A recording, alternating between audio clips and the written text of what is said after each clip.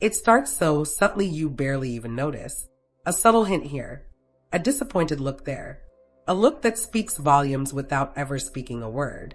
Next thing you know, you're making decisions you hadn't intended to make, changing habits you hadn't intended to change, and wondering how you've ended up at point B without even consciously choosing the path there. Relationship dynamics can be complex and multifaceted, usually operating below our awareness. And yes, manipulation can be part of these dynamics. But studying these patterns isn't about blaming women or victimizing men. It's about learning how influence is applied in relationships so that both individuals can engage more mindfully and create healthier relationships. I've worked with couples and learned about relationship dynamics for decades, and one thing is certain. Manipulation is not a feminine-typed behavior, but the ways it is acted out are shaped by gendered socialization and power dynamics. Men manipulate too, but through other means shaped by other social expectations. Women have traditionally had less institutionalized power in society and relationships, so they've adapted indirect forms of influence. Coming to understand these strategies is not about placing blame, but raising awareness so that relationships may become more authentic and empowering for both parties. Let us look at some of the patterns that tend to arise in heterosexual dating relationships. One of the most common forms of subtle manipulation is emotional withholding. When a woman becomes cold, distant, or emotionally unavailable as a response to something her partner has done or not done, it instills an anxiety that usually makes men work harder to be validated. Is something wrong? He asks. Nothing, she says in a tone that makes it very clear that something is wrong. This is not always manipulative. It frequently stems from difficulty with direct expression of needs or avoidance of confrontation. But the effect is the same.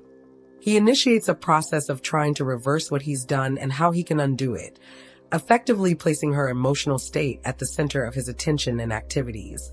Involved with this is what relationship specialists call intermittent reinforcement, occasional bestowing and withdrawing of approval, affection, or attention.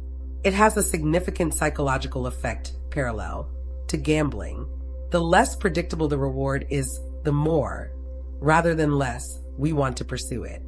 A woman who vacillates between being merely utterly wonderful and sweet and remote and cold, with no clear explanations as to why, creates a condition where the man is that much more fixated on experiencing the good times again. This is done unconsciously, but it basically continues to keep him laboring for her approval rather than determining if the relationship really meets his demands. Another covert manipulation is strategic comparison. Casual mention of how a past love or a friend's spouse acts under specific circumstances can plant potent seeds. My former boyfriend was so good at planning special nights out. Or Mike always manages to surprise Sarah with thoughtful gifts creates subtle expectation and rivalry, but not by laying it out as a requirement. It's courteous enough not to sound high maintenance, but gets expectations across. It works because it triggers in a man's natural desire to be special to his woman, not less special than other guys in her current or previous. Then there is selective story manipulation. How things went down is told to relatives and peers and affects others' understandings of the relationship, and therefore of how much support a woman is able to garner for her position.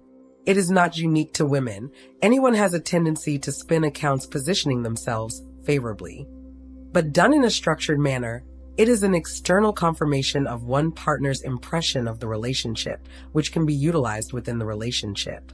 Everyone thinks you're being unreasonable is an extremely useful influence tool, especially when everyone has only ever heard a selectively edited account of what happened. Sexual influence is another place where subtle manipulation is usual. Using physical closeness as a reward for pleasing the partner, or denying it as a punishment is an effective conditioning mechanism. This isn't necessarily an overt trading of sex for things, something very obvious. Far more often, it's being not in the mood all the time when disappointed with other aspects of the relationship, or being enthusiastically more so when he has pleased her. In doing so, this creates unconscious associations that indirectly affect his actions without explicit dialogue. Control through accommodation is particularly subtle since it seems like selflessness. This seems like a partner who utters whatever you want is okay, but soon expresses dampened disappointment with the choice, which serves to make him guilty. Eventually, the man learns to select what she prefers initially in order to avoid the emotional consequences to himself, though he continues to believe he is in control. This pattern also extends to other life choices, what friends to hang out with, what jobs to take, from which the overall result is a life more governed by unarticulated desires rather than overt bargaining. The tactical use of emotional labor is another form of quiet control. Women are likely to be the emotional managers of relationships, monitoring special dates, social networks, and relationship status. This generates an asymmetry of information that is a potential source of power.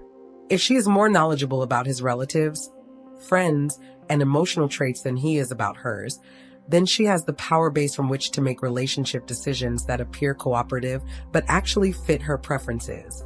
I figured you'd prefer to miss this activity because you told me you were stressed out over work, might be genuine concern, or might be a ploy to avoid something she didn't want to do, and the two can be difficult to distinguish. Weaponized vulnerability can be especially difficult to recognize and address. When genuine expressions of pain or fear are employed strategically to shut down conversations, quash criticism, or extract compliance, they create no-win situations. If he goes ahead and has the tough conversation, he's insensitive to her feelings. If he gives in, the underlying problem still isn't fixed. Over time, this can create a relationship in which certain topics become effectively off limits, and one partner's emotional well-being comes routinely to take precedence over the other's interests. The manipulation of social perception is also a powerful tool. Women are more likely to have more mature social circles and more comfort with social relationships. This allows the insidious manipulation of the manner in which a couple is perceived by friends and family. Ongoing presentation of a partner in a less than flattering manner through innocent stories of his mistakes or weaknesses gradually shapes others' perceptions of him. This external opinion then confirms her perspective in the relationship through social validation. Everyone thinks you overreacted is potent, especially when everyone has been subtly conditioned to see things her way. It is worth mentioning that these patterns aren't gendered, they're human influence strategies anybody can use. But they come in gendered forms based on socialization and power dynamics. Women have long had less overt power in society and relationships, so they developed indirect influence strategies. Men do manipulate, definitely, but perhaps differently based on different social placement and expectations. So, what do you do if you notice these patterns in your relationship? First, approach the situation with interest, not accusation. These patterns are rarely about conscious, deliberate manipulation. They're more likely to be unconscious behaviors learned over a lifetime of learning social skills about how to meet needs. Seeing your partner as deliberately manipulative will likely result in defensiveness, not comprehension. Instead, work on creating conditions for more direct communication. Most indirect influence strategies stem from fear that direct requests will not be honored or will create conflict. Demonstrate that you can tolerate direct expression of needs and preferences without punishment or dismissal. Practice active listening when your partner does communicate needs, showing that manipulation is unnecessary because open communication works. Be mindful of your own emotional response and action. Do you work harder for approval when your partner withdraws? Do you decide on something because you are afraid of letting others down rather than doing something you want to do? To be aware of these responses allows you to pause and choose more thoughtful responses, rather than unconsciously conditioning. Consider if the relationship is open to both people's needs and perspectives. Healthy relationships involve mutual influence and accommodation. Both parties influence and are influenced back. The issue arises when the influence is one way all the time or occurs through indirect means rather than honest negotiation.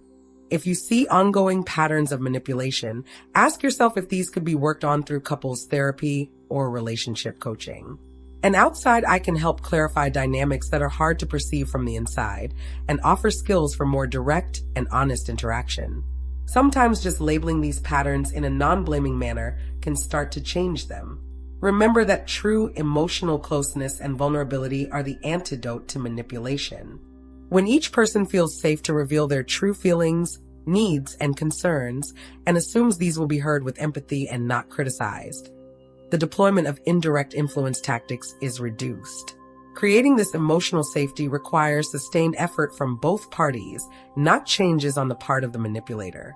It's also important to ask if your own behavior is contributing to these dynamics. Do you listen intently when your partner talks straight about needs? Do you listen seriously when they have concerns? Do you follow through on commitments?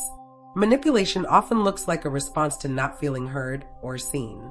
Creating conditions in which direct communication always works takes away the incentive for indirect approaches.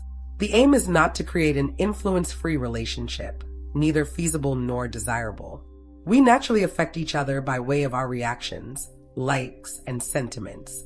The aim is to enable the process of affecting each other more mindful and cooperative, replacing subconscious manipulation with conscious co-creation. Identifying these dynamics is not about blame or generating hostility between the sexes. It's about introducing more insight into how relationships really work beneath the surface stories we tell ourselves. With that insight comes the potential for more real connection. Relationships where power moves freely between partners who are invested in each other's welfare and development and not in winning their own way through whatever tactics are at hand. The most rewarding relationships aren't the ones in which manipulation never happens. Let's face it, we're all human. They're relationships where both individuals are still curious about their own habits and each other's and are dedicated to expanding beyond the unconscious patterns they've learned to something more authentic. This evolution does not happen overnight, but the awareness which can make it happen can begin today, with openness and not judgment of the complex and sometimes messy way we human beings have learned to navigate our most important relationships.